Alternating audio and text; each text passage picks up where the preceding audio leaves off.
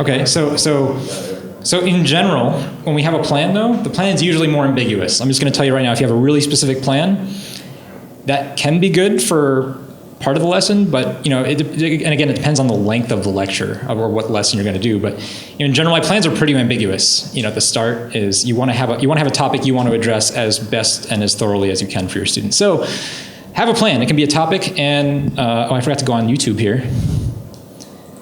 I meant to actually just refresh my memory of the topics that I've done recently. So here we go. This is not self-advertising. I really actually just want to know what my topics were. So how do we get to your YouTube videos? Just watch right now. So here we go. Oh, that's videos. And then, all right, so here we can look at a few of them. So for instance, one of them was all about Common 5-4, Joseki, right? Joseki is a common, easy lecture topic in the sense that you're just taking and reviewing patterns with your students. That's pretty easy, as it turns out, as far as lecture topics. That's a good plan. One of the plans that I probably do once every 2 months or so is just do a day of game reviews. And for some of you, who are of stronger ratings, this is more easy. And for those of you who are not so strong in ratings, this is probably not a lecture topic you want to run necessarily. But often you can find a strong player to special guest your class with, right, and have them do game reviews, make it a special kind of thing. That's a good plan. We've done some topics like utilizing thickness. That's actually a very popular class. I probably do once every 3 months, quite frankly, just because people never get tired of learning how to utilize their thickness, because as you're all Go players, you all know, you get a wall and you're like, doi. I've got a wall. Other topics, I had one, the good, the bad, and the ugly shapes. Sorry, bad pun. We're talking about shape, but basically, just pick a general area about Go. It can be Joseki, it can be the opening, it can be the end game, it can be Tsuji, can be, Komi, can be Ko, can be counting liberties. Just pick something that you're going to focus a class on. That's what I mean by having a plan. Now, the second part of this, of having a plan, is to also have some, I'll say some reference material. But we're going to talk more about how to get that later. Okay, so the first thing, you want to have a class. Let's say you even got 3 students together. Awesome. Have an idea of what we're going to teach them. And here's part of just I guess how our brains work really, is that if you tell someone something very specific, and the example I hear this all the time with is in the insurance industry. Like if you're going to go out, most of you guys flew here, I presume. Maybe, hopefully. Yeah. Driving from Atlanta sucks. I don't know. It's a nice drive. Okay, but let's say you flew here, and right before we got on the plane, I was going to offer you insurance. And I was going to offer you terrorist insurance. If your plane blows up, I'll pay you, well, this is a bad example already, isn't it? Because your plane's blowing up. Okay, but if I offer you terrorist insurance, okay, you're going to think about all the negative terrorist things that can happen on your flight on the way here, right? And you're going to think, do I need terrorist insurance? Is that going to happen? Whereas if I were to sell you a type of insurance that was just, let's say negative effect insurance that might cover anything bad that happens to you, I just want to sell you trip insurance. If anything bad happens on your trip, we'll cover it. Do you know which one you're more likely to buy? Even though the negative insurance is going to cover terrorism as one of the bad things that can happen, do you know which one is more likely people are going to buy into? Yeah, the more specific one.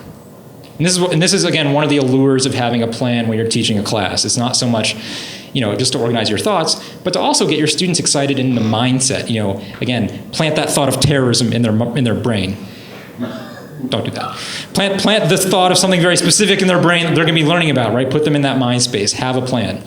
If you just have a Go class, that's fun, but man, is that urgent? If you heard, come to this Go class, are you thinking, I need to go there? Probably not. But if I told you there was a class, we're going to learn about how to use walls and utilize thickness. Is there do you already feel like there's a different amount of appeal going on in your brain? Yeah. But it's the same thing. I'm talking about the same thing. So anyway, this plan isn't just for you, the teacher. It's actually for the student as well. right? Make them aware of this, advertise it. You can even schedule in advance. Just have a plan. All right, let's go back. If I can find my mouse. Oh, one other thing here. Don't have the same plan every class. I just want to stress that.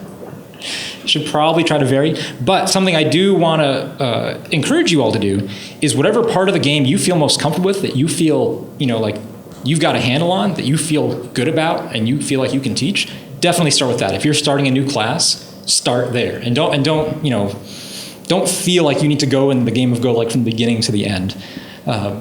Because the players that you'll get will be all over the place anyway, right? They're going to get something out of no matter what topic you teach. So start with what you know, and then vary it from there.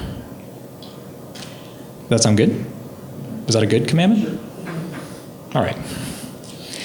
All right, this goes to number 2, play to your strengths. And I mean this in a lot of different ways. First is the one I just mentioned about, you feel like you know something really well, you know monkey jumps really well, you just love the monkey jumps since you were the age of 5 and just couldn't stop playing it everywhere.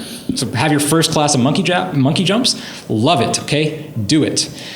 Play to your strengths, okay? Start there. Even though that's such a weird place to start, it's also a really cool place, right? I mean, you guys remember the first time you experienced a monkey jump in your game? It was horrible. It was horrible, wasn't it? It was. But wasn't it such like a visceral reaction to this one stupid part of Go? Right? That's great, okay? Maybe that's your strength, right? You have this connection to this part of the game. I want you to start there. Whenever you're given an opportunity to instruct someone or give someone encouragement, start with things that make you excited about the game and make you feel like you're confident, you know what you're doing. That's really important. Here's the other way I mean play to your strengths. We live in a digital world. We live in this very technologically, supposedly advanced society that has all these ways to communicate, all these ways to preserve, write, transfer knowledge and information. And here you are sitting in front of a block of wood with a bunch of stones talking to an actual other human being. That's really weird. Maybe not previously, but today, doesn't that feel weird? Like, I presume most of you guys have jobs. Does your job resemble Go in any way? I mean, you're probably using electricity. Except for the humiliation, yeah. The humiliation. It's a war. Yeah, we go to our job and we go to combat. It's probably a little different, I'm guessing. At least in terms of the amount of technology and the way you communicate, right? If you are teaching a class, and specifically, I thought about this because my class is both a real class and we put it up online for others to see, right? So this is kind of an issue that I somewhat take part in. But one of the strengths of having a human-to-human class is, now you have human-to-human interaction. And this is something that, of course, society at large has been, lacking more and more of as every year goes by and the internet becomes bigger and bigger. But whether or not that's a good thing or a bad thing, that's for some other debate. But all I'm saying is, when you are teaching a class with live people, treat it like it's a class full of live people. Look at them in the eye, make eye contact, go around, change your viewpoints, change your angles, actually physically move around the space. In the videos, if you guys have watched them, for the most part, most of them are sitting, in front of, or I'm standing in front of the board in the front of the room. Although you guys never see the second half of the class where it's all over the room, right? There's that part's never taped in the videos. And that's the part where, the human-to-human interaction becomes really apparent. Because I might be walking around from game to game and, staring at people and making them nervous, but also, trying other experiments and forcing them to practice some of the things we're learning. That's really hard to do over a computer environment. How many of you have taken an online course at a college or a course training at a company or something like that? Most people done that. Do you guys like doing that? It's a class that I'm not excited about. Yeah, I think that's, part of that might be a generational thing too. So my day job, if you guys don't know, I actually teach at Edmonds Community College, just up the north I-5 from here. There we go. So I was trying to say. That's what I do all day. And I've been teaching a couple of online courses. Most of them are still face-to-face like this, but some of them are online. And with those online courses, I have a very mixed reaction from the students because, number one, it's not human-to-human interaction. They're interacting with the material very differently. And it has its strengths and it has its weaknesses. all I'm saying, if you're teaching a class, on the computer, recognize its strengths, right? If you're teaching a class face-to-face, use that, right? Physically change the location, try out, putting people together in different configurations. I mean, just changing the physical space around you is something you can't do on a computer very easily at all, right? You can simulate different effects on the screen to give a different experience, different impression. But that's something that's so easy to do and makes your class just feel more like an experience. So keep the idea of human-to-human contact in mind. Don't be thinking like everything you're going to be saying or recording and you're going to want to make it so that you can make it into a video later. No, teach it as a class. Okay, this is something I do a lot, and if you guys watch the videos, you've probably seen a few of these, so we haven't taped them all in the Go class at the Seattle Go Center. Change the format of the class. And most of the things I'm making on YouTube are more the lecture style. Like, so if you've been watching videos, you're most used to seeing me up there and pointing at the Go board and playing stones like this, right, and talking about it. That's most normal. Well, we also do basically what I call the workshop format, where I get to the Go Center maybe 45 minutes early. And the Go Center, if you haven't been there, is just, I don't know how many tables full of 3 Go boards each, maybe 12 tables of, so there, I don't know, there's probably about 35, 40 boards in the room. And I'll just go and I'll set up a different Go problem on each board. And when the students come in, they're just invited to go and sit down and start working through the problems. And I'm around to answer questions, but we're really not, it's not a lecture, right? It's here you go. Here's 30 problems or 20 problems or how many ever you want to set up, depending on the difficulty. Go figure it out. And when you're done, let me know. Devin. Yeah. When they're working through the problems, do you have to ask them to do it in their head, or do you let them actually work on the board? For this class, I basically, here's the rule. If you can put it back to the original state, you can move the stones. But if you don't trust yourself to do that, copy the problem somewhere else and do it. And I should probably force them to do it more in their head more. But I also tend to make really cool problems where I really want them to get the answer. I want to see them succeed, so that's maybe me giving in a little bit too much. But I probably should force them to do it in their heads more. Another thing that we do, occasionally we'll do a simul where I'll just play everyone. And again, if you're a higher ranking player, this is, I think it's a lot of fun for some of them. Not everyone in the class will want to do it, of course. There are definitely people who don't want to play the teacher or don't want to have that. They feel it's too stressful of an experience. But again, it's a cool thing to do every once in a while. Lessons where instead of actually having a class, you actually just go and play with individuals and just spend 10 minutes with each person, just sort of going around. Something we do Survivor Go, which I sort of stole from Guo Zhuan, though I do it a little differently. Has anyone played Guo Zhuan's Survivor Go? No one has no clue what I'm talking about? Bill has. I haven't played it, but you know of it? Nail it often. Okay. But I don't know, you need her voice. You do need her voice. You're off. You played there? I can't. You have to hear her voice, yeah. It's amazing. Well, anyway, here's the basic premise. You take everyone in the class, you put them into preferably 2 teams. And I'll tell you how I do it. I don't care how she does it. I'll tell you how I do it. I give everyone 5 stones to start. I just give them to you. You have 5 stones in your hand. And you go and one at a time, people put moves on the board for each of their teams, alternating colors, black, white, black, white. And whenever you make a good move, I'll give you an extra stone. It's like points. And whenever you make a bad move, I'll take away a stone. And whenever you make a really bad move, more than 1 stone comes back to me. And we keep doing this until whatever the time cutoff is. And then we're done, we just count up the stones for both teams and find out which team won the game. Regardless of who actually wins the game on the board, right? It's more about who has more stones at the end of the game. How many stones have you taken away at once? I think How many have you attempted to? I think the most I've ever taken away was 3. But that was a very special circumstance where the individual was intentionally hurting his team because he thought it was funny. But usually it's only 1.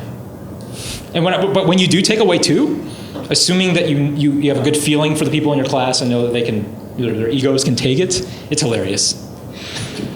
Bill. I'll just add on that question. and I imagine you do this too, that the judgment of how dumb your move was is level appropriate. That's right. That's right. No, you have to know everyone's level before you do this. Yeah, you can't. When the 30Q comes and plays the 2-1 point when it's the opening, you know. Okay. Although we do have a couple rules when it comes to Survivor Go. Tengen is always wrong. Can't play Tengen. Which is? But those are house rules, you know. Middle point. Yeah, Tengen. And then one other format that I do pretty regularly are just straight up game reviews, which I already mentioned. But I will say that of these different formats, and we advertise these all, you know, like the day of the course. So everyone who's going hopefully is on the mailing list and gets the email and can see what's available that day. The game reviews, this is the least well attended one. And maybe it's just because the students hate my reviews. And they might just have no respect for my game reviews whatsoever. I kind of doubt that's the case. But I think it is more that the students who come really, we'll say this, if students who don't have a game to show don't want to come. So you only get students who feel like they played a really good game recently and they have something to show. So the average attendance for a game review day is really about 4 people, maybe 4 or 5. This is my experience. So don't think you can run a Go class and just focus solely on game reviews unless you really build that into the culture. And again, partially, it's not really built into the culture enough because I think I do all these other fun things, right? So it's like game review day, oh, I don't need to be there, I don't have a game to show, right? That's the one that people take off. Evan. Have you tried doing a game review day and focusing on a particular theme? Like today we're going to review your games and look for ladders or opportunities. No, but I should, Evan. That's a fantastic idea. Thank you. That's how I fix it, see? You're here to help me. You didn't realize this when you signed up for the workshop. It wasn't for you. It's very sneaky. All right, ready to go on? Yep. All right, 3 down. Okay, this one is something that I like to say, though I think people disagree with me quite a bit on this. For me, the lesson goal for any of these classes that I'm doing, or any of these videos, any of these lectures, isn't really the goal, right? The stated goal, right? You're going to learn about monkey jumps. That's not the goal, right? That's not really the point of why you're playing Go. That's not really the experience I want you to have. Really, what I want you to get out of any of these is really just furthering your spirit, your enthusiasm, your interest for the game. That's, for me, is so much more important than you learning this one technique. And for me, this is very much rooted in how I think myself and how I progress with almost everything in my life. If it's not something that's like tweaking my brain and making me excited and wants me, and making desire grow within me, I'm not going to get better at it. Okay, the things that I'm going to get better at are the things that I work at. Well, the things I work at are the things that I'm interested in. And I know this is a very American mentality, right? Do what you love. Kind of. That's basically how you can sum this up, right? Do what you love what you do. But really, when you're teaching Go, when I'm teaching Go, I put this in the first person. This is really the point. It's not necessarily to show you this move. It's to make you realize how awesome Go is and how you can relate to Go better and develop your own enthusiasm for it. When you come to the class, and this is what happens all the time. If you guys have been to a Go class or a lecture here already, like today, I'm sure this has already happened to you, where the instructor has said something, and at the time you went, oh, that's cool. And now you're thinking about that again, and you can't remember it? Does that happen to you? It's happening right now. It's happening right now. What did I just say? Nobody knows. But hopefully, that feeling, that experience you had is still, making you go, oh, I should go try to remember that, right? I can't quite remember it now, right? You don't remember the technical information, but still your drive built for that, and you might go back and try to review that Joseki later on and figure it out, or whatever they were showing you. If I can get you to that point, if I can get you to the point where, you're laying at home and you're thinking about what you just learned, and you're trying to remember it because it sparks something in you and that makes you happy, you're going to learn it 10 times better than if you just learn the technical information. So at least that's my belief. This is very untested. This is all very BS philosophy kind of stuff that I'm just giving to you guys. Do with what you want. But certainly that's how I learned the game. That's what made me better, was the obsessive oh, that was so cool. And just trying to create that as often as possible in your own lessons, in your own instruction. Okay, number 5, know your students' names. So here we go. Devin, Terry, Eric, Willard, John, Ted, Charles, Greg, Mark, Joe, and Anakit. Oh, so close. Anthony, Peter, Chloe, Bill, Rebecca, Evan, John. Hey, John. Okay, this is really important. You know why? Personal connection. Number one, personal connection, right? One of the strengths of human-to-human interaction, right, is that connection, right? You feel more connected. Like the most obvious way you can be connected to someone else is to learn their name, right? So simple, stupid. You guys already know this from every other aspect of your life, right? If you know somebody's name, you're going to have better business partners. You're going to have better friends. This is how it works, okay? Nothing new there. It also, I'll just say from a teaching perspective, also allows you to call on them when everyone doesn't know the answer. When you just hear the crickets and you say, what's the next move? And everyone's like, you can keep the momentum going, right? Because you know their name. You can just say, Anthony, what's the next move, right? You can keep the momentum going that way. Really useful, in terms of keeping the structure. And it keeps people on their toes a little bit. A little bit of adrenaline pumps up, right, when I say your name. Right? Right, Joe? You're so enthused. Okay, so it's really useful as just a classroom technique, as a management technique for a large group of people. I also say know their tastes, and I don't mean like what kinds of cars they like or what their favorite color is necessarily. I mean really what styles of learning they like best, or at least they may not realize they like best, but they inherently do, or they respond to more. If they have a ghost style, thickness versus territory, or fighting versus peace, you should have a clue about that as well.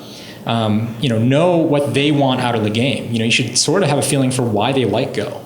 And that's because if you don't, it's going to be very hard to reach them and make them even more excited, right? If they're excited about Go because they get to play with black and white stones, and you're telling them all these complicated variations, they're not going to care, right? But if you show them black and white stones, they're like, wee, Go, right? And they're going to learn more, okay? So you have to know why. I know that's a bad example, Terry. I know she's frowning. I made it up right now, okay, on the top of my head. Okay, but you should have an idea what makes them, come to the class, makes them tick, makes them want to learn more, okay? Furthermore, and this is where I really like the teaching part of this, because I also want you to know what makes them uncomfortable. Make sure you learn what they don't like doing. I have one student in particular who really, really does not like Joseki. Like, he just has written it off. Like, he just says, I can't learn Joseki. Like, I just can't do it. So guess what I make him do? Joseki. And yes, he complains about it. But at the end of the class, he's like, that was really good. Right? It's almost like I think if you've been in that position where someone makes you do something, it's almost like you've been lying to yourself and you finally told the truth and that whole burden is just lifted. I like giving people that feeling. Furthermore, I'm sort of the school that I believe that if you're comfortable, you're actually not learning a whole lot, right? In order for you to actually take in new things, new experiences, you need to be a little bit out of your element. So if you come to a place and you're just cocky and you're confident, you don't care what's going on because you feel way too comfortable, probably not going to get a lot out of it. But if you can be forced a little bit on the back of your feet, get that little bit of attention, growing up your nervous system, force you into the action a little bit. I think learning happens very quickly. Eric. Can you give an example of how you would achieve that in one of your classes? That seems very hard to do. Okay, so it really revolves around knowing your students, right? Number one. A lot of it, I'll say, is just the default teacherly way to make someone uncomfortable is just to put them on the spot, right? And especially if it's a perceived weakness that you think they have, like this person might not know monkey jumps well, right? So when we get to the monkey jump part of this game review, Eric, why don't you come up here and how do we cut off this monkey jump, right? Right? And now, oh gosh, right? I'm waiting for that part of the game for you to, I already know who I'm going to call on when I get to that part of the game, right? Okay? But again, you have to know your students. And so again, like I said, if you've seen this class on YouTube, you've only seen half the class, right? You're only seeing the rhymes, right? You're not seeing all when they're actually playing, and I can witness it and observe. So, there is a lot more to teaching than what you see. I also just include this line: make them lose sleep. If you can ever give them a problem or a situation that's left unresolved, and you can be reasonably sure they're going to keep thinking about it, I say do it. Don't give them all the answers. Let that discomfort, go on for a few days before you tell them what they should be doing, or whatever the answer is, whatever the situation is. Number 6, this is something I think I do a lot in class, quite frankly, just because I like doing it. But I think it has a nice benefit as well. Talk about why you like about Go. Again, it sort of goes back to the idea of, you're not conveying information, you're conveying this experience to the students. And if you can give them a very positive experience, and especially that included with that, the personal connection, and you can bring that all together just by talking about what you love about Go and what makes Go so great for you. Well, if they're already relating to you and they're already in your class, they're already paying attention, you're making them in that mental state ready to learn, guess what they're going to be learning, right? They're going to be learning that Go is awesome. They just want to play more Go. You're giving it that addictive quality. So I do always keep sort of like a back pocket full of Go fun facts. Do you guys want to share some Go fun facts right now, though? We can open up the floor, see what you can tell me about Go, what makes you excited about Go. It doesn't have to be a fun fact, it can just be anything. I like the balance. The balance, yeah, the like black, white, yin, yang kind of thing, or territory versus influence, like Zen. For me, it describes all of that. I mean, Yeah. it's the balance in play, the balance in exchanging territory when you move, and Like every cause has an effect. And, yeah. it's all that. Make a wrong play and get punished for it. That's sort of That's a balance too. Sure, absolutely. I like the life lessons. I always walk away when I learn something new and go. Mhm. Like, wow, that actually kind of applies to everything else I know. That's right, doesn't it? I was greedy and, Yeah. got punished. Absolutely. Chloe. I like some of the mysticism around the game. I mean, like, I don't know any other game where people would talk about, like, ghosts whispering moves to them, or, like, the secret houses get together and discuss, like, some special move that they're, like, working on and strategizing about. It's just absurd, I see, so that's sort of like mystical and historical aspects sort of coming together. Cool. Yeah, Eric. I like how fights that used to look like pure chaos are actually starting to make sense, and I can see kind of how the fight might develop. So like the idea of like clarity arising from chaos or vice versa, going back and forth. Yeah. I like the subtlety of Go. Yeah. Every move can have so many meanings depending on how you look at it, and that there's almost never just one way to look at anything in Go. Yeah, I mean, if you ever had a game review by anyone else, right? And you feel like you know the game, like you played a really good game, and Right. all of a sudden someone points out one thing, and your whole world is shattered. Isn't that great? Evan. As a relatively new player, I really enjoy sort of watching myself acquire new shaped vocabulary, like learning a new word. Oh, that's what this means, and then somewhere down the road you learn, oh, it also means this, or next to this other word it means something completely different. So, Yeah, so just increasing your own skills and vocabulary and just seeing that vocabulary develop. Yeah, it's really an evolution though, right? I think is what you're experiencing. Yeah. Cool. Bill, there's more. Bill, we can't run out of positive things to say about Go. It's amazing. It's impossible. One Go. of the things I touch on a lot, and it's fairly pat, but just this amazing quality of like, there's basically 5 rules in this really complex game emerges that That's right. just keeps going. Yeah, and for me, that's probably the biggest one, right? This sort of, developing complexity or merging complexity that comes out of this really elegant system, right? So simple, and yet we can't figure it out. It's just that mysterious, unknown quality. Yeah, John. I like that 2 players of a pretty much equal level can have a really great game, whether they're pros or whether they're 30Q. Yeah, I mean, just the human-to-human spirit of the game itself can still be interesting because you're kind of seeing their brain on the board. Absolutely, right? The Japanese call it hand talk for a reason, right? Because you are communicating in this weird way. Yeah, Willard. I like what happens when you finally see the right move Yeah. in some situation. Right. There's this moment where you're like, almost startled. Is it startling? I mean, it's like, oh, I figured it out. Yeah. I like the way it allows me to connect with another human being and discover something about their personality and the way they play the game. Absolutely. And, it's marvelous, right? I mean, there's words. We have words. We speak English, most of us, I think.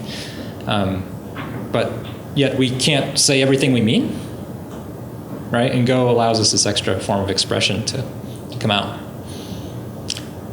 Yeah. Hold on, Aniket. Yes. All right. I like the way that you can get better at Go just by learning more ordinary moves. Yeah. You don't need to go find exotic moves, right? Right.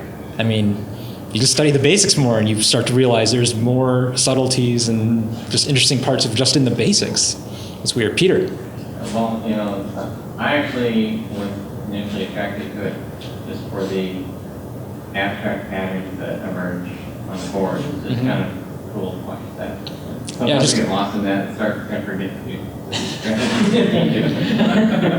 That aspect of playing really appealed to me when I first started learning the game. And then by the end, though, I'd always think it looked like a moo cow. So I don't know. That was just, we just say we'd go play the moo cow because we didn't really. I mean, we were like 30Q, right? You don't understand what you're doing.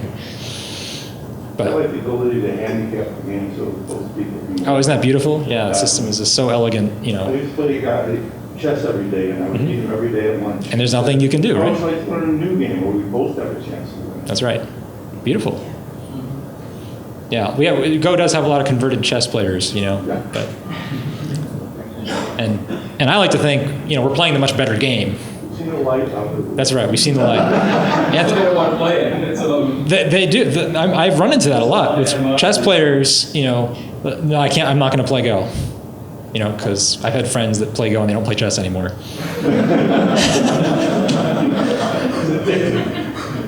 You were saying something, Anthony? I love the beauty of the stones and the wood itself, and you put somebody else that real feel. Yeah, the pure aesthetics of the game. Aesthetic to it. Like everything.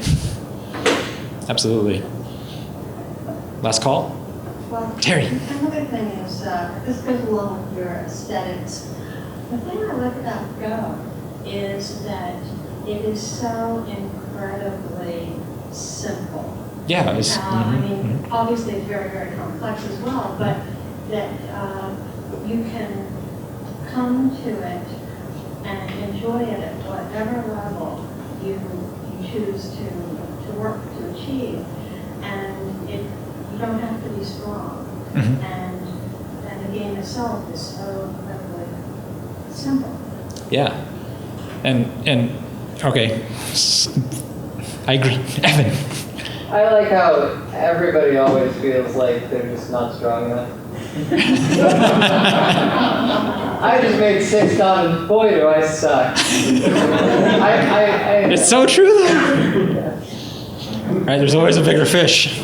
Kind of piggybacking off of that, one thing I like about the Go community is I really only, this is my first time at a Go event in person, so I haven't really dealt with people a lot face to face, but even on the online community, everyone's generally pretty humble because they feel like they're not good enough to be like hot shots and like Absolutely. swaggering around and talking about how neat they are and all that. Yeah.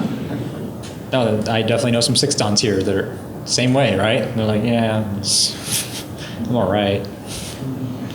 Yeah, John, you got another one? I just wanted to piggyback on that because I think it was maybe in Portland, one of the pros in his lecture was reviewing one of the simul games he played against a 20Q, and he resigned because the other guy played so well. Wow. He went through the game and he showed, well, you're at a disadvantage when the other guy has 9 stone. He was showing, he said the other guy made exactly the right moves. He said, he pretty much locked me out. There was anything I could do. And he used that as a teaching game, and that's kind of the humility part. He's showing where he resigned to somebody that, was actually a much weaker player than he was, but just played really well. Right. It's great. So, clearly there's a lot to like about Go. And I'm gonna actually go off on a tangent here. I also play a lot of other board games, which some of you know, like Evan back there. Hi, Evan. Board game buddies. And I have a lot of other friends who play board games, but don't really, like, they all acknowledge Go, but they don't really want to play Go. You know, and I've told them so many times, it's so simple, and yet it's so complicated, right? They're just confused at this point what it actually is. But you know, I do believe this is the best game, right? Of all the games. I mean, I think other games have more colors and might have, you get to be a fireman in this one and be a monster in this one, and that's all fun and stuff. But you know, when it comes to the end of the day, this is the best game. Like, we're just playing the best game. You know, it's the purest form of game expression that you can have. And they don't believe me, but I tell them repeatedly every day. Bill. So curious, since you bring that up, you know, obviously I have lots of geek friends and gamer geeks and board game geeks. Well, you live in Seattle. And I work for the Evil Empire, but right. You're a board game guy. Yeah. And what I don't get is these people will spend every Friday night getting together, you know, Puerto Rico or all these other games, and they know about Go. Some of them even know the rules. And I wonder if there isn't like this mentality today, like for the video gamer, you know, they always talk about beating the game. Right, yeah. You're never going to finish when you go. Or the board game people, I don't get it. Like, I tell them anytime I'll teach you to play, and they just never come to it. Well, all right, so I've obviously run into the same problem with my, you know, Seattle board game geeker friends. But I do have some theories. And one theory is that a lot of people who play board games aren't playing the board game for, you know, the aspects that make it a game, but rather the aspects that make it a story. And this is especially true in American design board games. It's a little bit different in European design style board games. But American style board games are very story oriented. And the story could be about how, you rolled a bunch of dice and you got your head chopped off, or, you make up your own scenario. Play your favorite game and make up your story about the game. Like, this person did this at this point. Not like Sorry and Chutes and Ladders. There's not really good stories in those games. But if you play like Settlers of Catan, right, there is a story, right? We went to this island, we discovered this whole new island, it's full of stuff. And then everyone started taking all the other stuff, and now there's less stuff, and now, oh my gosh, he has more stuff, he wins, right? I mean, there's this progression that happens. There are these things that people can make a story for out of their heads. Plus, there's bright, big, flashy, colorful cards. There is the feeling that everyone has a chance to win in most good board games, right? It's not like, you feel usually that disadvantaged from someone who's played it once or twice before. Maybe you're a little disadvantaged, right? But there is this feeling of anybody can be a winner. Whereas I think most people who look at Go and who know a little bit about it realize they don't know anything about Go. And they have no chance to win. There's like this instant turnoff. So between the lack of a story, the lack of, having a chance to win, even though there's this beautiful handicap system, it's a tough hump to get over for a lot of people. Yeah, Anthony. I think sometimes we're some of the worst salesmen on that, because sometimes you hear Go and it's this great intellectual game and all the other aspects of it, and it can be quite daunting. I mean, I'm not that great of an intellectual. How am I going to play, the game of, that you have to study a lifetime? I mean, that can be overwhelming when you say it like that. Yeah. I don't know if it works. I sometimes tell people when they ask about it, I'll sometimes compare it to golf or basketball. I say, it's as simple as basketball. How hard is that? You have to dribble a ball and you shoot it in a hoop. Mm-hmm. You can spend the rest of your life getting better at basketball. Right. It's the same thing. The rules are that simple, and it's like that. I said it's simpler than basketball, but for sure, yeah. Basics, yeah. My wife still doesn't understand double dribbling. Explain this like 3 times. Peter. Or wait, just play both right to her. Right, actually, she doesn't get both rights either. So maybe that's about the same. All right, Peter. We could give it a ridiculous story. It's camel versus sheep ranchers. And if you cut off the farms of all these ones, then that group dies and the cattle ranchers get it. Okay. Well, yes, and there are some examples of people who tried to make Go into that narrative storytelling experience. And I can think of 2 very good examples. One of which was a version of Go that was released for kids, I think, a year or 2 ago, and I think it was a Kickstarter project. And I can't quite remember what it was called, but instead of playing stones on a board, you had these little tiles that had a little, I don't want to call it a monster because it wasn't a monster, but a little creature on it that had little like breathing spouts. Does anyone know what I'm talking about? Yes. Terry seen this? I saw something like that. I can't remember what it's called, but you have these little creatures that like breathe through like their nose here and here and here and here. And the story of the game is this creature will die if he gets suffocated. So if he gets completely surrounded by a bunch of other creatures, he can't breathe and he dies. That's a good approach. Well, I mean, I'm being a little dramatic here, but that's the idea, right?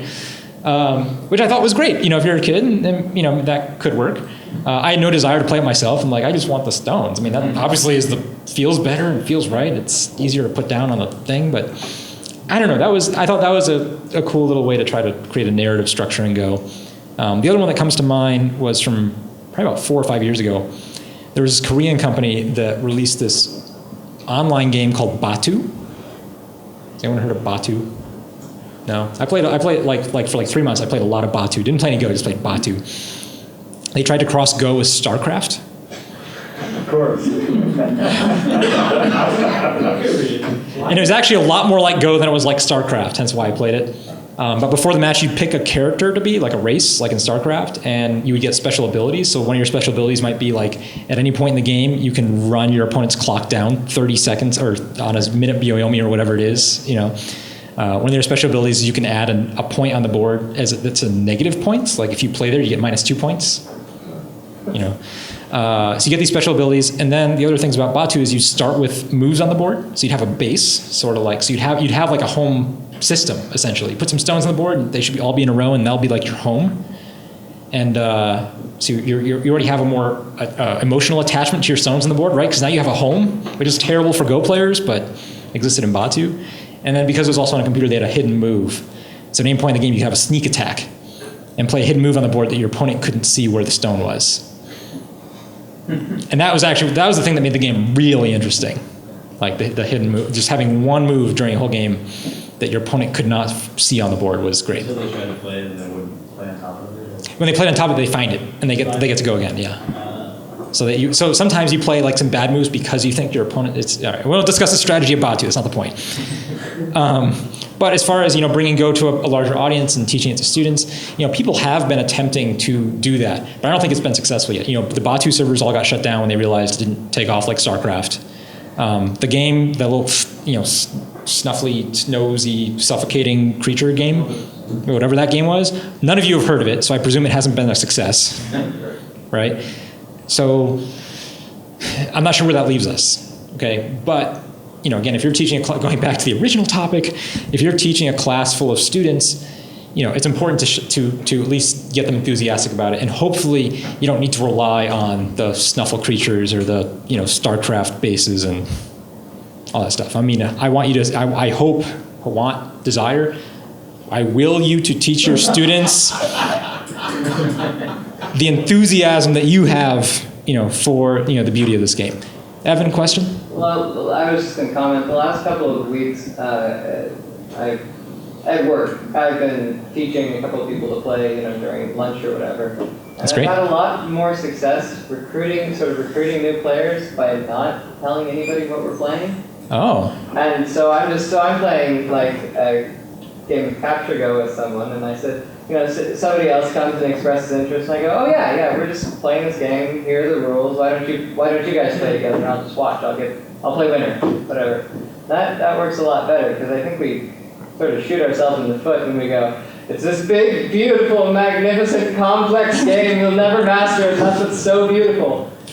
Agreed. Yes. But if you already have a captive audience right there who already like Go, go for the jugular, right? Go big. All right, I think we're ready for number 7. Are you guys bored of 6 yet? We could just talk about how much we love Go for the rest of the time. We don't have to do any more of these. All right. Number 7, very pragmatic piece of information.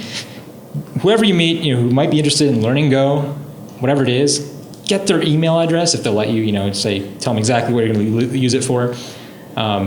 Get on their mailing list. The Seattle Go Center has a great mailing list. We have, do you know how many people are on the mailing list, Bill? No idea. It's 100. I mean, the one that anyone could post on, but it's not. Yeah, then right. So I don't care about that one. I mean the mailing list, right? I don't know. Is it? I mean, we're clearly in the hundreds, right? Are we in the thousands? Like, You have no idea. I would not even wager it down. Okay. Because I don't know if you pruned it, I don't know if it's 15 years of. I bet it is, but Yeah. okay. Anyway, that's besides the point.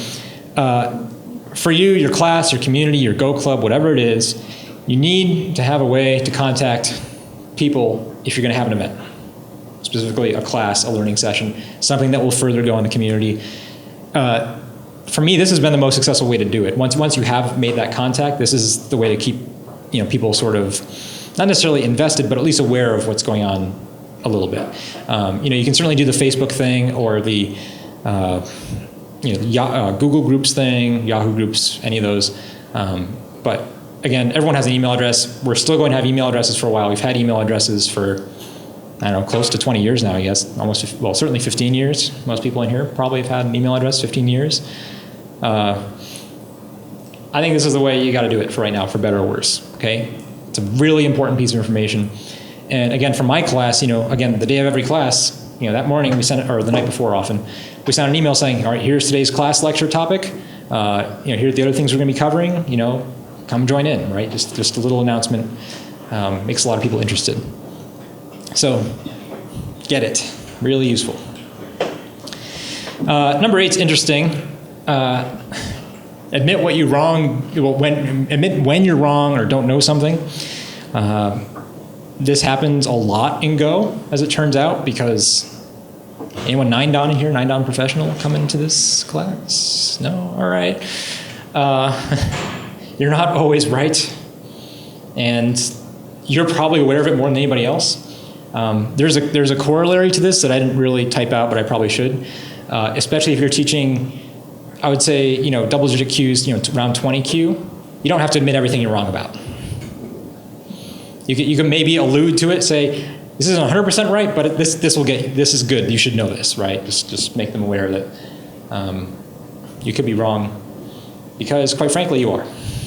I am. So I think a little bit of that we mentioned humbleness, right, is really important in the grand scheme of Go. But at the same time, sell that as a selling point, right? This is what makes Go mysterious. I don't have the right answer. And actually, one of the latest classes we did a Lee Chang-ho game. And Lee Chang-ho, right, for him, the opening of the game is mystery. He doesn't know. He doesn't care. He doesn't really bother spend time studying on it, because he just doesn't know. And he says no one knows, and there's no point in studying it. Where you win the game is in the middle game. So obviously he plays a pretty good opening, right, to be 9-dan professional.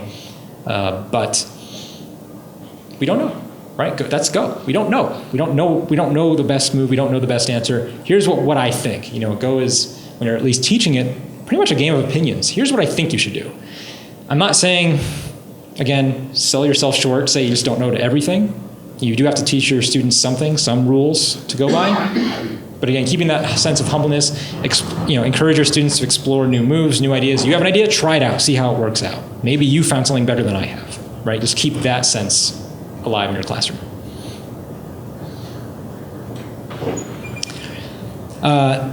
Here's the reality. Here's your time to check your ego. If you are teaching a session, a class, some sort of structured event, and 3 or 4 people show up from your community, that's a good success. I mean, the reality, if you look around, this is the American U.S. Go Congress, right? And there's only, less than 400 people here. That's really not a lot of people. And this is really unfortunate. I hope we're all going to change this and make it Go more popular, right? I'm on board with that idea, from square one. But the reality is, you're much more likely to be working in tiny chunks of people in limited numbers for much of what you're doing.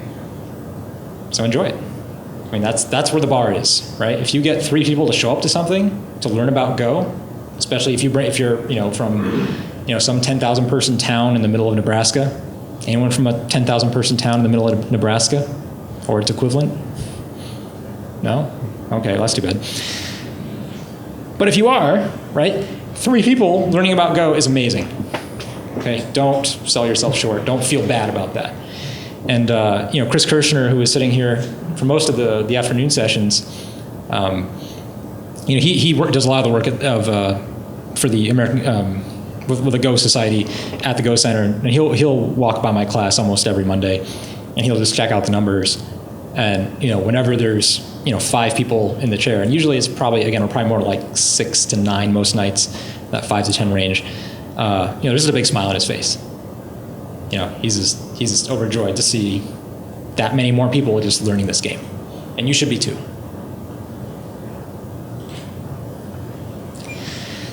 Okay, number 10 I think is really important. Who here loves Go? All right, that was an easy one. We already just did number 6, right? We just had this really lengthy conversation. You should all love Go now, even if you didn't before, right after number 6. But here's the other catch. How many of you love people? But it doesn't for this. Class is over. You have to love people. If you secretly resent everyone who comes into your class, you're not going to be a successful teacher, right? So much about being running a successful class, again, is about creating this experience, this positive experience that makes your students want to learn more, right? If they're just coming for factual information, you're not doing your job. So if you don't love Go and people, there's a million other things that you're probably better at than teaching Go. I suggest you go do them. But if you can meet those 2 qualifications, right? If you can love both Go and people, you're in the right place, right? You're qualified to become a Go teacher. Like that's baseline entry level, check mark on the form. Do you love Go? Yes. Do you love people? Good, you're in. Because that's what teaching Go is, right? You're basically bringing Go to people. You're putting those 2 things together. Very simple, very easy. And I don't know your name. Bob Stoller. We've spoken telephonically, but we haven't met. You're Bob Stoller. I'm the guy from Alaska. Ah, I know who you are now. Yes, we have spoken on the phone. Very good. Glad you made it. Good to meet you. So, do you still you have a concession or a quarrel? Every now and again, not very often, I meet someone who I can't get to, and it's been basically 2 people in about 10 years. The most recent was 2 weeks ago. And the 2 people that I'm thinking of were young men, came from the chess community. We talked about that already tonight. A chip on their shoulder about the size of a telephone pole. Mm-hmm. And the young man 2 weeks ago introduced himself to the group of us who were playing Go. And his introductory line was, "I'm not afraid of you." It's such a chess thing to say, though, isn't it? Like the chess players have no idea. Late teens or early 20s, who introduces himself with the line, "I'm not afraid of you," suggests to an old guy like me, maybe I ought to be afraid of him. So I started with my basic pattern, and I like to set up positions early on of simple capture. So here's a stone. Yeah, sure. Killed by smothering. And so white in this position can capture black, 4 placements. Now here are 2 stones. And here's a position, white to play, can kill. There are 5 liberties taken. So show me how you kill. And he said I wanted to be black's rule. Things went downhill from there. So as I say, I have had the experience of people that I just can't get to who are just so hostile that I don't want anything to do with them. And while generally I like people, I don't like all people. Good, honest answer. Very honest. Noted. It's been noted. And maybe I'm a little bit spoiled here in the sense too that I'm also, this is really about the double-digit Q class, and we're already, for the most part, I deal with people who've already made it past that initial ego hump, right? Right. So. And I'm sorry that I was late tonight. Oh, no problem. No problem. Yeah, we already talked earlier. We got it. Yep. But my apologies. Yeah, we'll leave it at that. Anyway, that's number 10. Be yourself. Love people, love Go. Put the 2 together, and you'll be a great teacher. Okay. Avoid those 2 people in Alaska. Avoid those 2 people in Alaska? In Alaska. All right.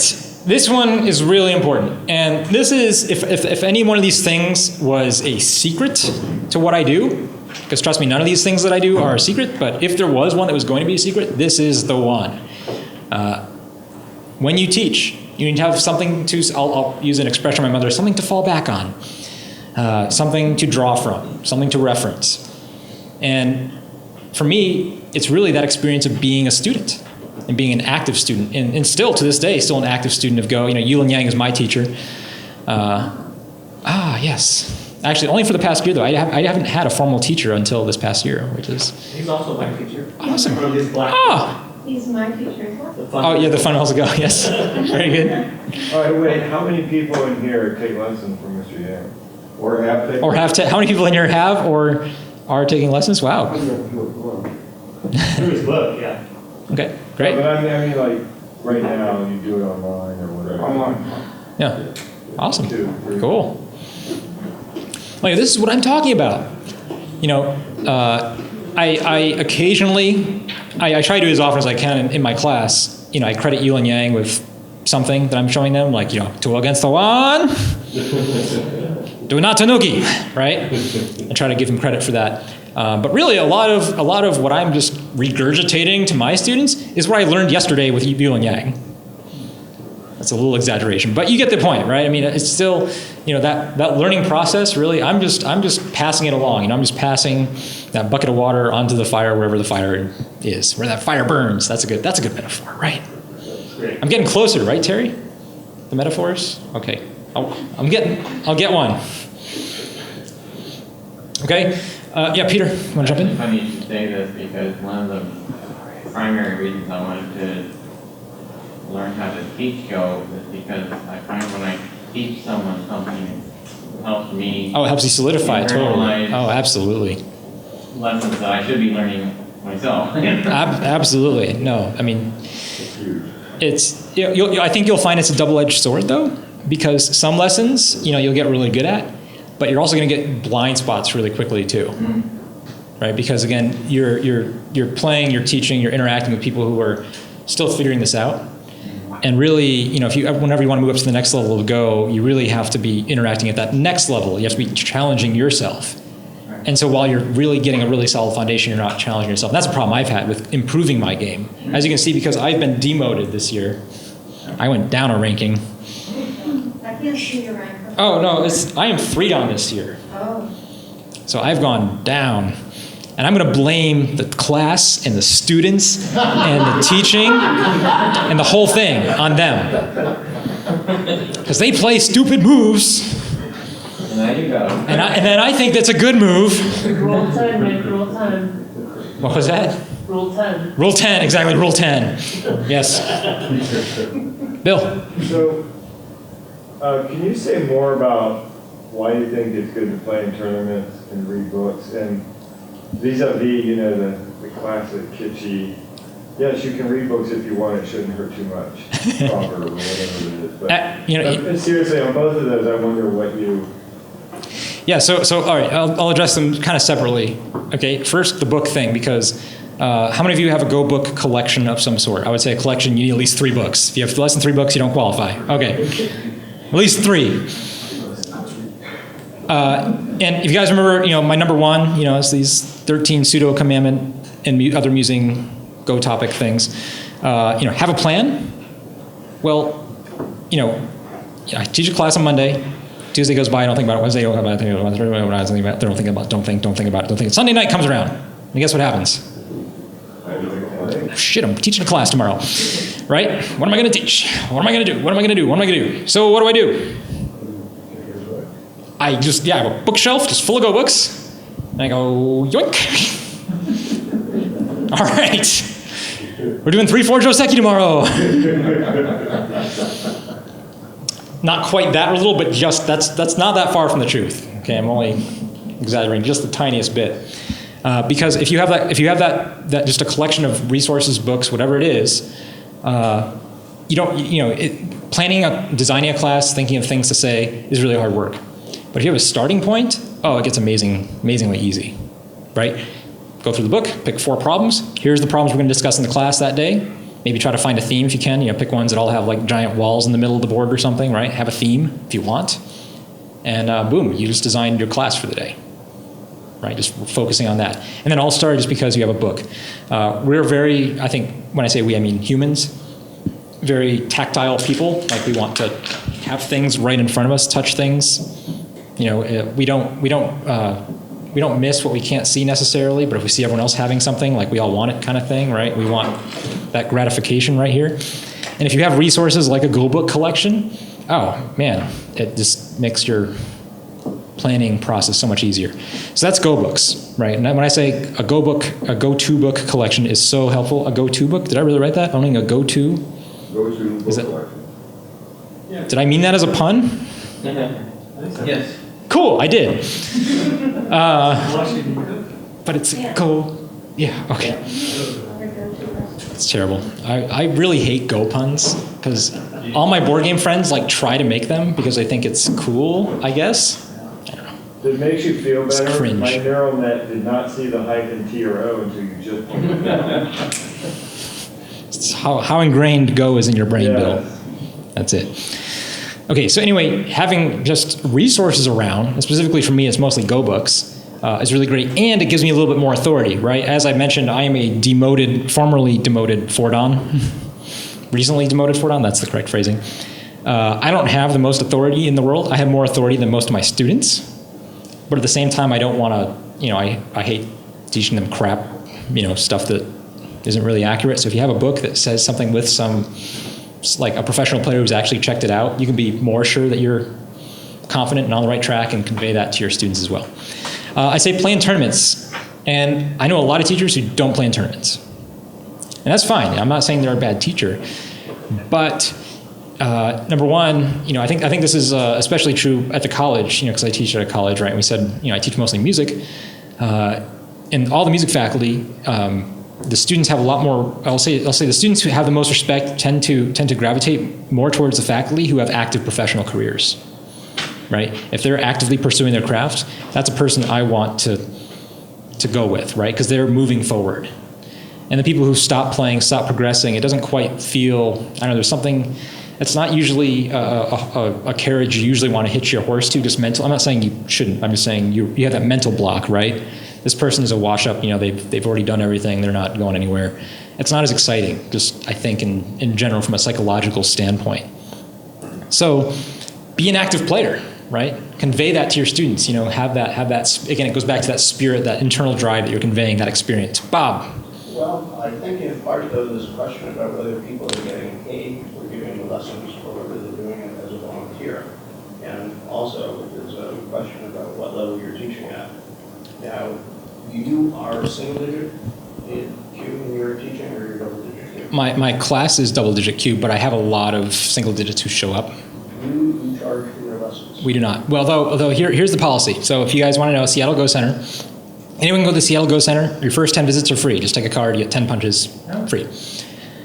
We generally encourage people who are really experienced Go players. We say technically your 10 visits are free, but you know what you're doing here, where you can actually buy a 10 visit punch card for. Do you know what it is? Is it 35? Or what is a, I don't know.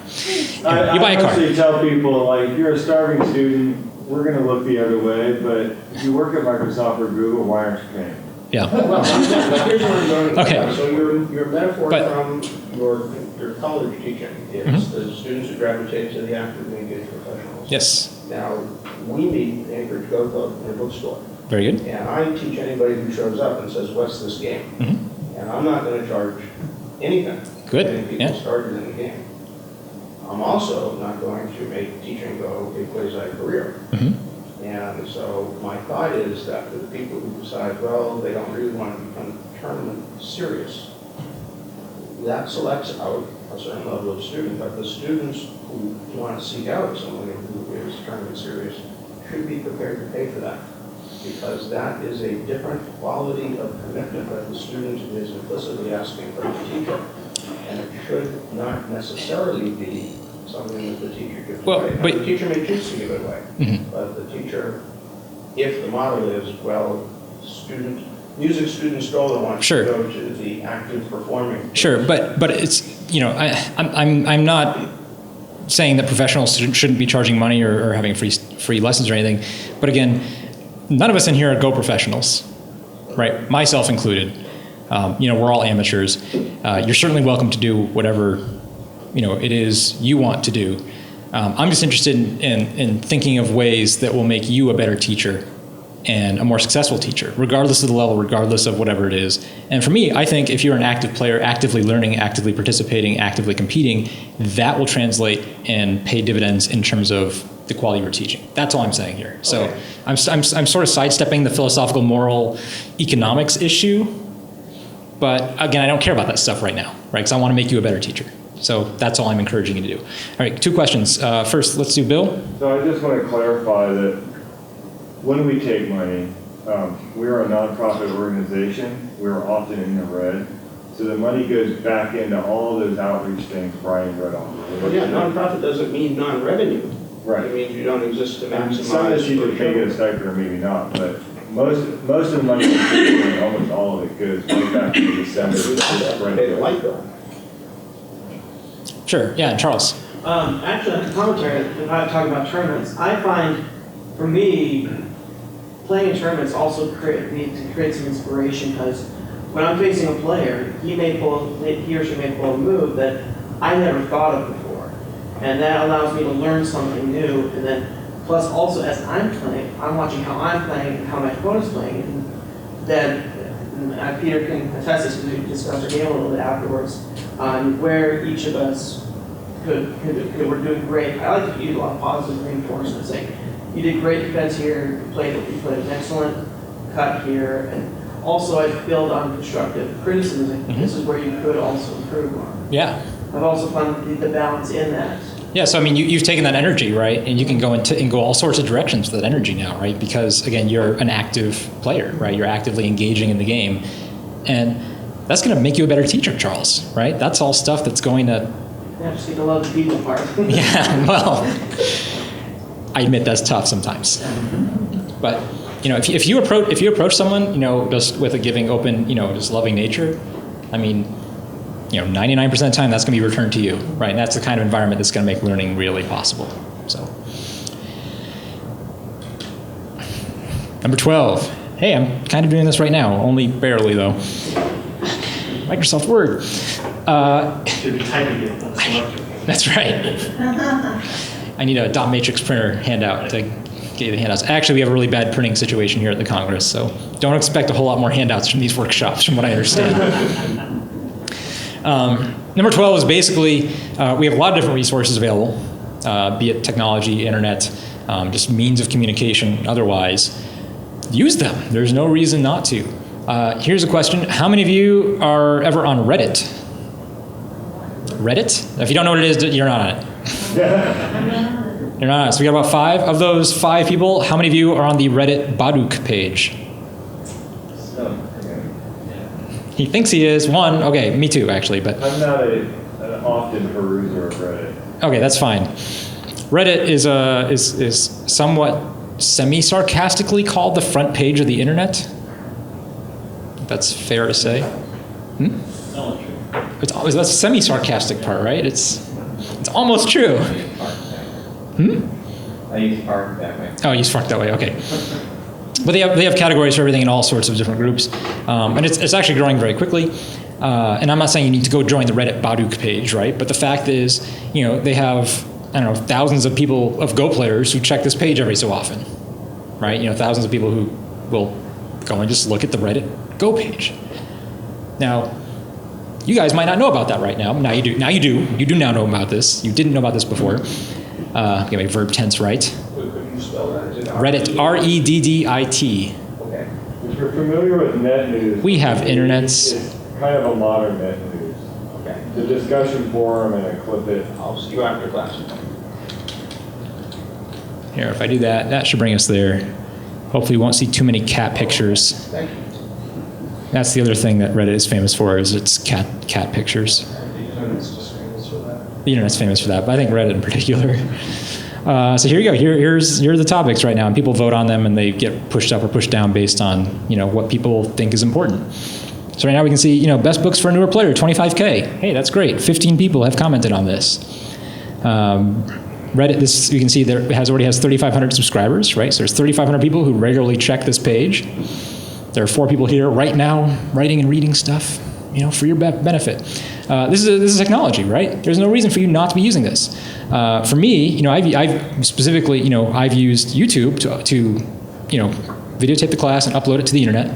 And often I'll link to the videos on Reddit and get more viewers, and more people will see them, and more people will learn Go, and that's awesome. There's no reason for you not to be doing this, right? There are tools available for them if you look for them. If you are even in a class, and I don't necessarily need it to be like an internet tool, like one of these, mass community kind of tools. But if you're in a classroom and there's a TV monitor, well, go to Radio Shack, buy the adapter, plug in a computer or a laptop into the TV monitor, and now you can, review games right on the TV screen, right? You don't even need to play them on a board if you want to get through a lot of games in a night, if that's your goal. A lot of technology available to you. We do use the TV screen at the Go Center in that way often. We do have the nice, really big board like those. We have 3 or 4 of those at the Go Center. I'm guessing that most of you don't have one of those. Is that true? Anyone have one of those? Wow, hey, good for you guys. But you were still right with most. I was still right with most, but I was surprised that 3 people have one of those giant boards. But the rest of you, I certainly like using those, but we have some other technology, projection screens, HD TVs, that can recreate a lot of that part of that experience for a live class as well. So when you are, in your class, there's all these other great ways to enhance it. Communicate with your students, make discussions. Again, I'm just citing Reddit because that's a page that I visit pretty frequently, just to check out what's going on. There's just stuff out there. Don't feel like you need to do it old school the whole way. Challenge yourself to do something a little bit new. Peter. Okay, I have a dumb noob question about those boards. Yes. Okay. They're magnetic. It's magic. No, the way that they're oriented. The way that they're oriented, who is sitting where? Oh, so Black is sitting at the bottom or the top? Yeah, bottom, as usual, but it doesn't. The cool thing about those, it doesn't matter. It doesn't. Yeah, exactly. Typically when you review games, Typically, always black will be at the playing bottom. person you ever That's right. Right. That's right. Very careful. So, but if you go to one of the review sessions here at the Congress, and the white person has recorded the game and brought their player and brought their game, and you'll see black make the first move in the bottom left-hand corner, and you'll know whose game they're reviewing, right? But again, that's really just tradition, and yeah. What was that, Terry? It could be that he's rude. Oh, he's rude. He's rude. All right, play bottom left, not top right. Sure. Okay, here's the last one. You guys made it through 12. How do you feel? Awesome. Woo! Feeling good? A little tired, not too tired. Not too tired for number 13? Yeah. All right. This is something we've alluded to already. And it's certainly my belief. You guys might have your own beliefs about teaching, and that's awesome. I want you to go with that. Whatever you think is important and what helped you learn Go, emphasize that, because that's the stuff you're going to be good at. But for me, remembering this one thing helps me a lot. And it's not that I'm seeking just to merely transfer knowledge, right? I'm not trying to just, telepathically insert the monkey jump into Joe's brain, right? That's not what I'm trying to do. Rather, I'm trying to give Joe and the rest of you an experience that will make you, think about the monkey jump, wonder about the monkey jump, want to play the monkey jump, have a strong desire, burning desire to screw your opponents using the monkey jump, right? That's the experience that I want to give you through these lectures, through these classes, through these experiences. And if you can do that, right, that's going to be the thing that takes your student and gives him or her the little bit extra fire just to lay in bed late at night going, monkey jump, monkey jump, monkey jump, monkey jump, monkey jump. Okay? So, this is an experience, right? Go is an experience. We all play it because we like the stones, right? We like the colors, we like the communication, we like all that stuff. But I think we all play it because it's an experience we like having. It's an experience we desire. And your class should not be any different. Feel good? Awesome. Should we ask for questions? You guys have just been throwing them out, so you're probably out. Peter, you got one? Yeah. Okay. Okay, so you have, let's say you get a couple of people walk into your class. You've never met either of them before, and they've never met each other before. Or For the class, okay. How would you determine their strength? I asked them. And then, well, what if they don't know it? Or what if two people, like, consider me, I'm kind of a dilettante. Mm-hmm. I've known how to play since 1972. Right. And I have these like decades off every so often. And if I walked up to somebody and said, hey, you want to play? What would protocol demand that we do? I mean, would we just start playing even and then maybe when it goes badly for somebody, wipe it and start over? Or? I would say basically yes. But again, so if they come to my class, and this happens a lot actually, I'll get two new people and they just wander into the class. They're like, what is this? Right, and they're just freaking out. And the first thing I do, of course, is go over there and learn their names. Right, that's the first thing, right? That's number 5, 6, I don't know. What's the number? It doesn't matter. Okay, right, learn their names. I do ask them directly, do you know how strong you are? And the people who know, like the people who've played a little bit ago, like if they know their rating, I instantly just put them up an extra 2 stones, right? Oh, I'm 18Q. Okay, you're 16Q, got it. Right? Just mentally. Because they already know their rating, right? They're already 2 steps ahead of everybody else. People who don't know their rating, usually, here the reality is usually they'll show up right before the class starts. And I won't really have time to really ferret out that information. So I'll say, hey, I have no idea if this is the right class for you. We have another class that might be better. I have a hunch is better for you on Thursdays. But if you could do me a favor and just hang out right now, and they're already here, of course, they're staying, right? They never leave. But do me a favor, stay for this class right now and see how it is. See if it fits your level. And if it feels good, stay here. And if not, can you come back on Thursdays? That would be the best thing for you. And most of the time, they'll stay through the class. And I would say 2/3 of the time the class will end and they'll be like, yeah, I got like maybe 10% of that. Like it was really cool and stuff. I said, okay, we need you on Thursday because our Thursday night is the beginner night. I'm not sure if I made that clear. Thursday night's implied. Just telling people to come back random nights of the week. It's margarita night on Thursdays. It's Taco Tuesday. It's actually pizza night at the Go Center is Tuesday nights. If you guys are interested. I'm actually serious. We order a bunch of large pizzas and eat pizzas. There's also sushi night, but that only comes around twice a year. So if you're in Seattle, you have to be very careful when you time your visit. So you can line up a sushi night. Are you going to be teaching at the Go Center on Tuesday night? No, I only teach on Mondays. Tuesday I'd rather the only night this week because of the... Oh, it's going to be Tuesday. Yeah, but Tuesday's pizza night, right? So Tuesday is like, woo! Okay. So that's something that you couldn't just take off the Congress. I think if you've never seen the Seattle Go Center and you wanted to see it and just be like at a really active, thriving in a Go community that's not the Go Congress, Tuesday night at the Go Center is great. Of course. One of my co-founders is down here. I'm taking him to the Go Center on Tuesday Then precisely for that you reason. absolutely should do that. So warning, you'll get an atypical experience because we have some Korean celebrities coming. That's okay. On this Tuesday? That's next week, though, isn't it? The resources that you have because No, it's it's- not just the is it? on a regular Well, basis. unless I'm totally stoned, I think Brian, I'm driving back to Seattle Tuesday night to receive them.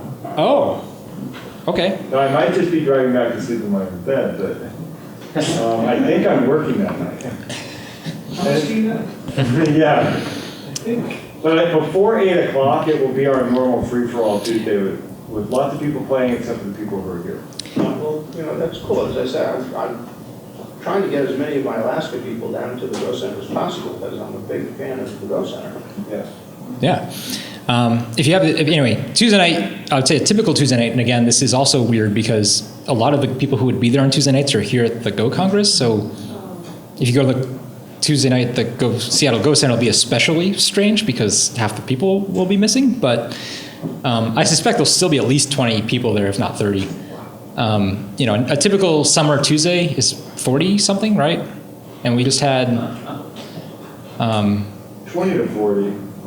20. Well, I think 20 happens more in the winter though. The summer, I don't know. if you they might not all be there at once. People come and go. Yes. But I'm saying, because we're open for how many hours on Tuesdays? 5 to 11 or 5. Is it 5? we used to be there till midnight, but now it's whoever. Okay, so we're open for 6 hours or something, right? So people are wandering in and out. But we also just had that 60-person night, right? 56 or something. Do you know? The what? We had like a huge night where like way more people show up than we can handle. Yeah, every now and then something happens, like a mango will come out and people will start showing up, right?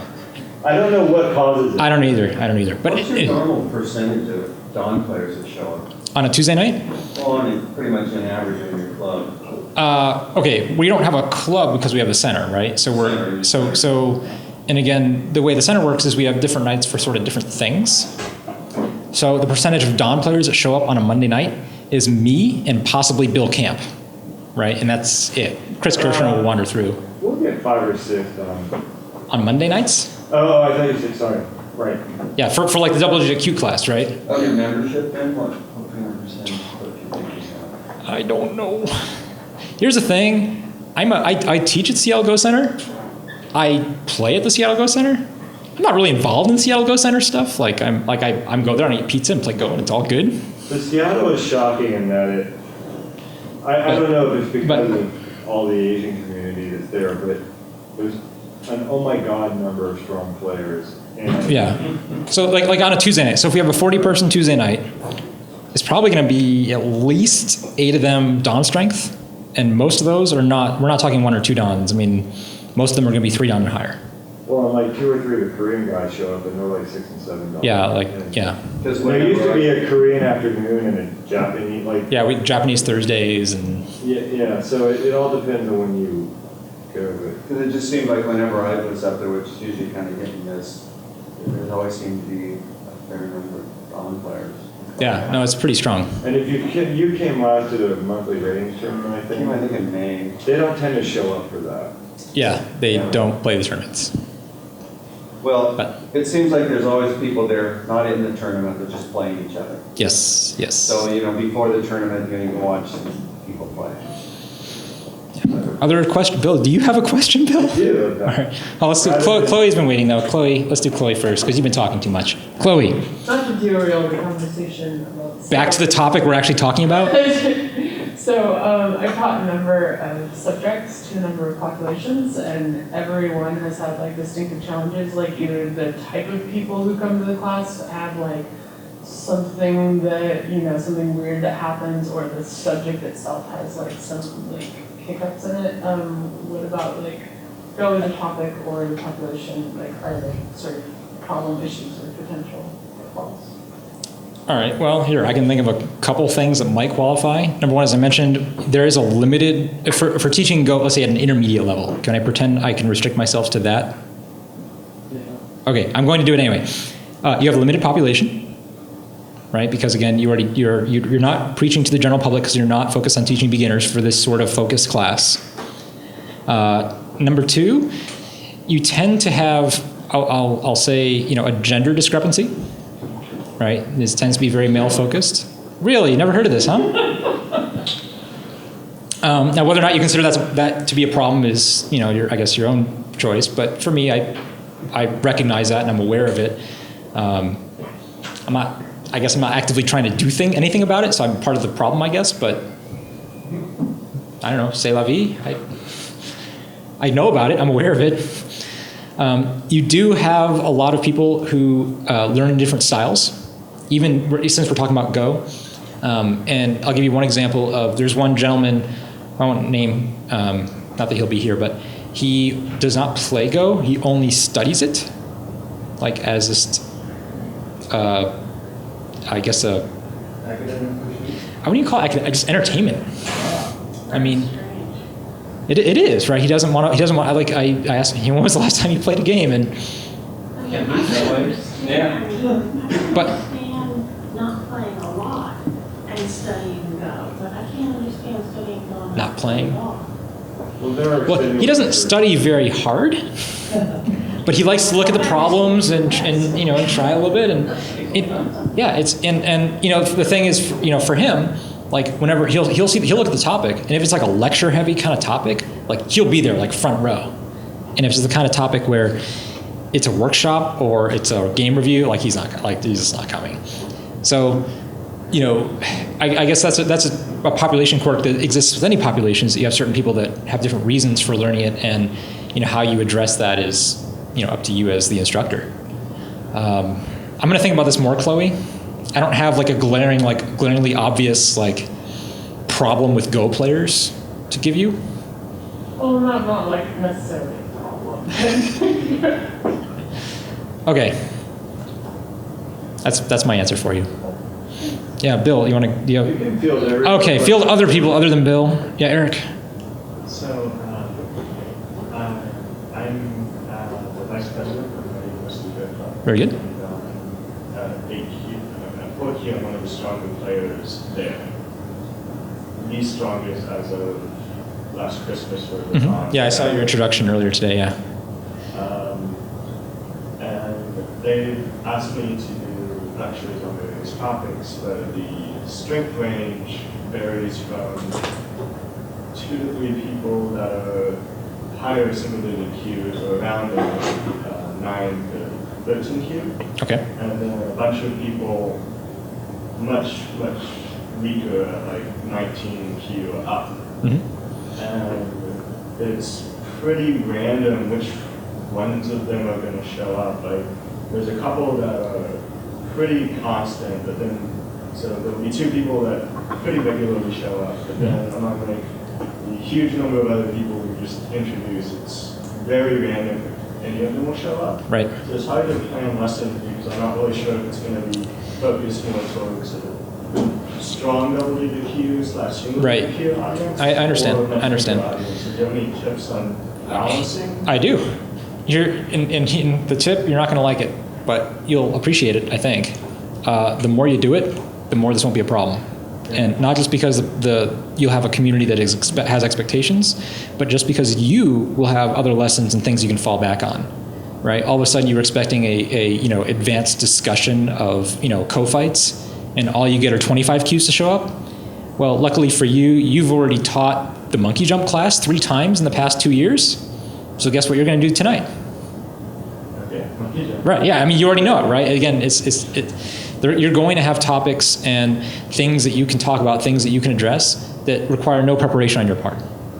So between the community sort of figuring it out, as well as you yourself having a repertoire of, lessons, classes, experiences that you can share, it won't be a problem. Follow up? Yeah.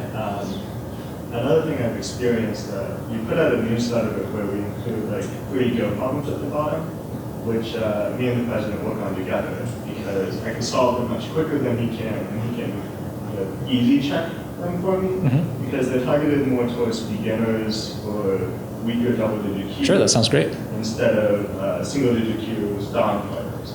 So I might look at something and solve it instantly, and then Joe will have to actually spend like 20 to 30 seconds on it because it's somewhat harder to go problem than I thought it was. So have you had any experiences in lectures where you think a topic is easy and approachable, but it actually turns out to be Constantly. way over the head? All the time. So do you have any, do you backtrack, or do you just mark it off for future uses as it's way too hard, I can't do that? No, you bet. All right, you have to, if you're teaching Go, what are your 2 loves? People and Go, right? And your job is to put them together. If you're teaching a lesson and you're not putting them together, you're doing it wrong. So you have to adapt, you have to do something different. You can't just force the same lesson because you're not creating a positive experience. And that's, again, going back to just the whole point of what your actual goal is. I just tied together like 4 of the commandments right there. That was glorious. Did you guys not see that? So no, do not force a lesson, right? If it's not working, back it off, just refresh the basic concept you're introducing, and then just apply that and leave the advanced stuff for long. Don't ever just, we're learning this, you're gonna learn it. And if it's not working, if they're not ready for it, if they don't have the fundamentals built up, you have to go back to the fundamentals. And I have a lot of classes where that happens, quite frankly, because especially like classes about like the opening of the game, where you have a couple students who haven't seen like the last 3 lectures on the opening, and they'll just be, wait, where does black play? Why? And we have to backtrack and go over the steps of what you should be thinking about during the opening. Very common. So just be flexible and know your students. Just be aware of them, right? And make sure you know all their names, make sure you know sort of what their level is, and ask them questions, call them out. That's why you know their names. So I can say, Greg, stop playing with that cell phone and pay attention. What? Or more appropriately, Greg, what happens when black S14s?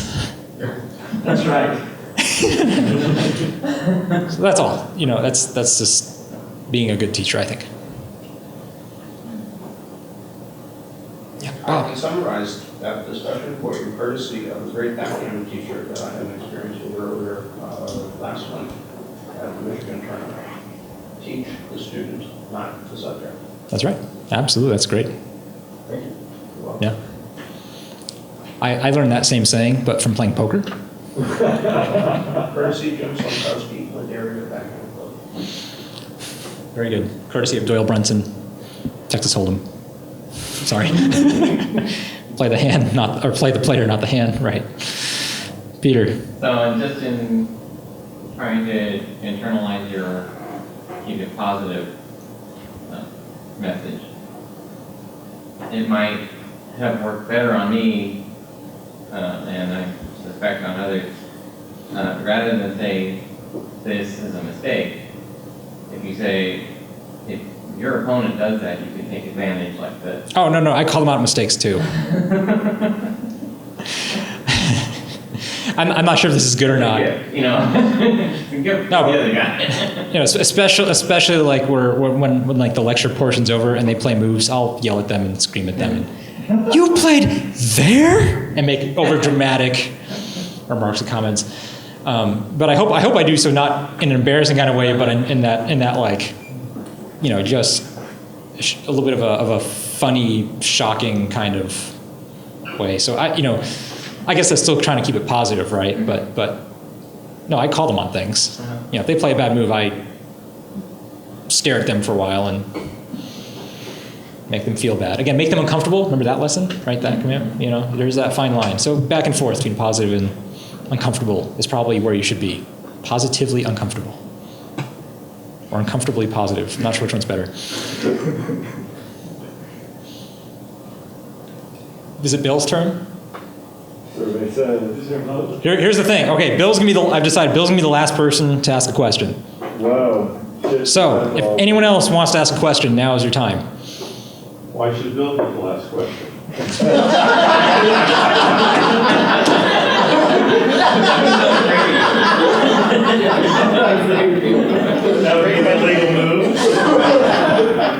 Bill brought me the water. Really, he's going to do that so you won't hear me ask anymore. So how do you learn people's names? How do I learn people's names? You just practice it. Like it's a skill. Like here's the thing. Like most things that you think people are just inherently good at or bad at, and I hear people say, I just don't learn names very well, right? I can remember the face, not the name. I don't think that's true at all. I think it's just those people haven't practiced it. That's what people who have inherent skill always say. No, because I think I would. But here's the other. Maybe I'm not sure your background, what you do in your job, but I also teach at a college, right? And we're on the freaking trimester system, which I hate, right? And I'm learning new students, every 10 weeks, right? I've got to learn another 90 new students that come in through the door, and I just make it a point. I decided, this is something that's really important because, it obviously makes me a better teacher. It lets me, be more aware of what they're actually getting in terms of their grades. Where they're, and the college is really big on, making sure students who need the extra help get it. It just helps the whole system if I can just learn who they are. So I've just made it a point just to make sure, if I know everyone in the room, this whole experience is going to go a hell of a lot better. So if you learn the names, the first time is going to suck. Okay, it's going to take forever, and it's still like there's still people in my classes whose names take me like 3 or 4 weeks into the class just because what usually happens is I've had a student that looks like them before, and then I just have that mental block of the previous person. But I'm practicing every 10 weeks. I've got another 90 names to learn, right? And you saw me like at the beginning of today, I had to go through the room how many times before I got it right? It wasn't the first try, guys. It wasn't inherent ability, okay? It's because I actually practiced your names in this room at this given time. So just do it more and practice it and you'll get better at it. I don't think I'm inherently good at this. You saw me flub your name at least twice. Maybe not your name. Definitely Ted's name, though. Definitely what's his name? That's definitely what's his name was the correct response. So yeah. I would say also make a conscious effort to use people's names as often as possible. Oh yeah, absolutely. Yeah. Like if you're calling on someone and they have their hand raised, you don't need to say their name, but say it anyway. So it'll remind you. Yeah, and I'll give you another little pro tip here. This isn't a tip, actually. This is a confession. Confession is the word. A lot of my memory name remembrance? No. My name remembrance ability? Name remember, okay, that's a word, that's a phrase. Name remembrance ability is based on geography, not necessarily what you look like, which is a really big problem when the students switch seats. Oh, I understand that completely because I was a teacher and I had a really hard time with names. And I had to have a seating chart and my students didn't quite realize it, but there was a reason I didn't let them. That's right. That's the reason. So the reality is, I've tried my best to learn everyone's name in this room tonight, as quickly as possible. But the reality is, if you see me 3 days later in the Go Congress and you're not sitting in that exact chair, there's really only a 50-50 chance that I remember your name. So I'm letting you know this right now. But I'll get better at it. I just have to practice. Practice your name specifically. Ted. You're right in the practicing of that. There was a legendary All-American basketball player at Ohio State, Jerry Lucas, who got into memory. Okay. And he did it with a Johnny Carson show. He met the people at the door when they came in, shook their hand, got their first and last name. As they exited, different order now, no seating arrangement. You can remember every single one. There was a couple hundred people. Wow. Impressive. Always remember that. I'm not that good. See, I don't have the inherent ability, Greg, that you claim me to have. 40 years. 40 more years, all it takes. All right, I'll be there. All right, are we ready to give Bill the last question? Okay. Bill, what is the last question? So, because I'm an idiot on technology, what do you use to record the actual class? And then what is your end-to-end process to upload to YouTube? Okay, so, yeah, this is actually a really good question.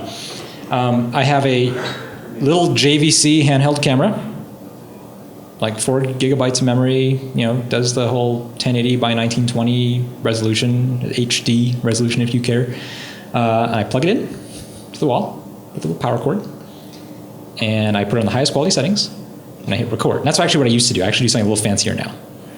So that's the base of how I get the video. Now I've actually started just bringing my own. I'm a music audio guy, and the sound from most of my videos just sucks because again I was mostly riding the bus down there and didn't want to lug anything, so I just brought the little camera.